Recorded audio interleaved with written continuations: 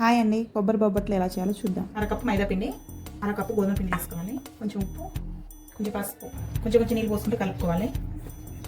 ఇలా కలుపుకున్న తర్వాత నెయ్యి అయినా నూనె అయినా వేసుకొని ఒక అర్ధగంట సేపు పక్కన పెట్టుకోవాలి. తురుముకున్న పచ్చి కొబ్బరి కప్పున్నర వేసుకోవాలి. 2 నిమిషాలు లో ఫ్లేమ్లో ఫ్రై చేసుకోవాలి. ఇలా ఫ్రై అయ్యాక అరకప్పు బెల్లం వేసుకోవాలి. ఇది కలుపుకోవాలి. లో ఫ్లేమ్లో పెట్టుకొని కలుపుకోవాలి. కొంచెం ఇలాచి పొడి వేసుకోవాలి. 2 నిమిషాలు కలుపుకొని స్టవ్ ఆఫ్ చేసుకోవాలి. కవర్ పైన కొంచెం ఆయిల్ రాసుకోవాలి. ఇలా చిన్న ముద్ద తీసుకోవాలి.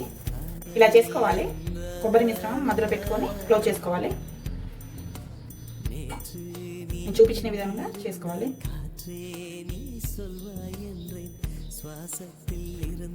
మీద ఆయిల్ రాసుకోవాలి.